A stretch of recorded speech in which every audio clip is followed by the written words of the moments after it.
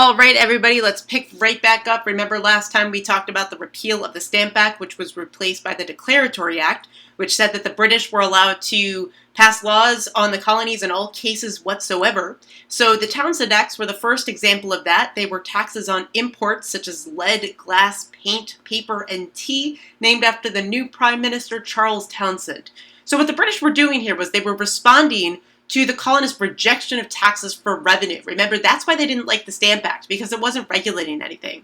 The Townsend Acts were regulating things, right? Imported taxes, tariffs, that's ultimately regulatory tax. So they were similar to the Sugar Act in the sense that they were designed to resist smuggling.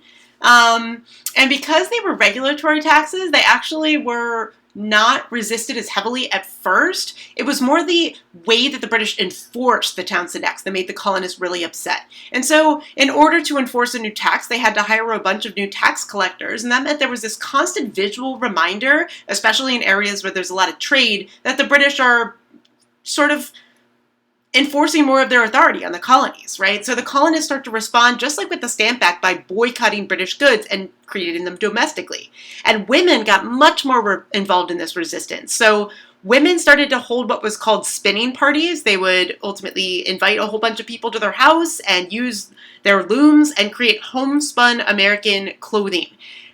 Most clothing before this was manufactured in Britain. And so the homespun goods were a source of American pride, right? Their symbol that they didn't have to rely on importing goods from British. Eventually, the boycotting did come to an end, and the reason why was it was actually hurting some Americans. So colonial merchants depended really heavily on the sale of British goods, and so they placed a lot of pressure on the British Parliament to repeal the Townsend Acts, and also Parliament was already experiencing a lot of economic pressure because of the boycotts, right? They weren't making the money that they had designed to collect from these taxes. They weren't making any money for that matter because they weren't selling that many goods at all. So by 1770, the British decided to boycott all of the Townsend Acts except the tax on tea, which is important, and we'll get to that in a second. But let's talk about the Boston Massacre before that, because let's just stick chronologically, right? So the background to this. In Boston, a lot of British soldiers actually sought a little bit of extra work for supplemental pay on top of their military duties. And so this event actually started because a bunch of colonists and a bunch of British soldiers were fighting in the streets, presumably about competition for jobs. It was late at night, it was snowy, they were throwing snowballs at one another. It was very confusing to the onlooker what was going on. But one of the soldiers fired their gun, and a number of other soldiers with them also fired their guns, and when the smoke cleared, 5 colonists lay dead in the street.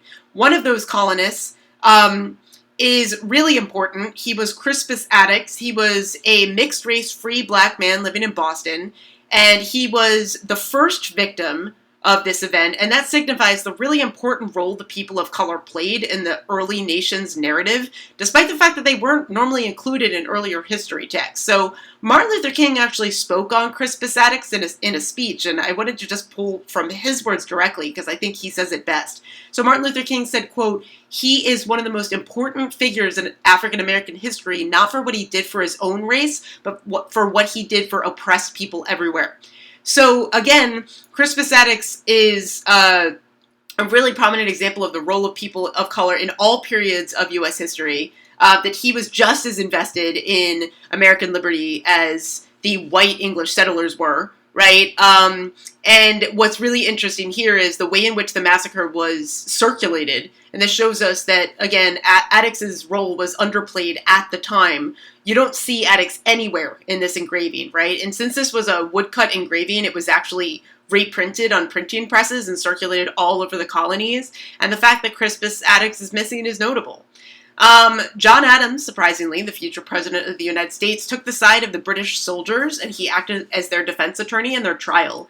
Only 2 of them were convicted, the other 7 were acquitted, and so this, combined with the reaction to this engraving, causes deep resentment for the British, right? Many American colonists basically think that these British got away with murder. And it's also interesting just that they use the word massacre because only 5 people were killed, which isn't necessarily quantifiable enough to mark a massacre, but their use of that word is really meant to sow discontent in the colonies, this resentment towards the British. Because remember, some colonists identified still as British, others were starting to identify more uniquely as American. So moving forward, like I said in the first slide, remember that when the Townsend Acts were repealed, the tax on tea remained, and so that lays the foundation for the Tea Act.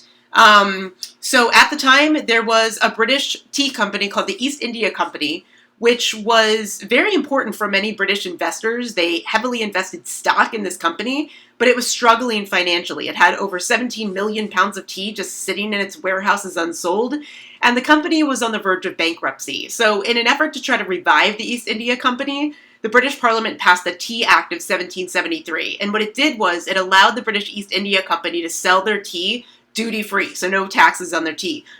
Remember, since that Tea Act, or rather the tea part of the Townsend Acts was still in place, that meant that all other teas that weren't part of the British East India Company were still taxed. So because the price of the East India Company's tea was lowered and no one else was, it almost gave them a monopoly, like a de facto monopoly, because people are going to buy what's cheapest, right? But still, many colonial merchants resist this, and also many regular colonists resist this, because basically they're being forced to purchase one particular company's tea, right? And so they respond with a series of destructive acts. The most famous one was the Boston Tea Party, although I found it interesting reading more about this, that they also burned a warehouse full of tea in New Jersey, since it wasn't isolated to Boston. But nonetheless, the most famous example, in 1773, a group of colonists who were dressed as Native Americans, and they did that not because they were trying not to get caught, but because they wanted to separate themselves in identity from the British. They wanted to, sort of assert their American identity, so they dressed as indigenous Americans instead of British people. So they seized 10,000 British pounds, which is equivalent to 4 million American dollars today, of tea into Boston's harbor, thus destroying it. So again, it was a symbolic act. They were basically saying, we would rather completely destroy this product than buy it and sell it. So the British respond because, of course, they don't want to put up with the Americans actually literally destroying their goods. And so they respond by passing a series of laws that were called the Intolerable Acts by the colonists. The British actually called them the Coercive Acts because they were trying to coerce the colonists to stop resisting. Right? So there are a number of different acts, all of them very harsh, and ultimately lead to more of a consolidated effort to resist the British, right? So the first part of the acts, they closed the Boston harbor, so that just completely cripples their effort to trade.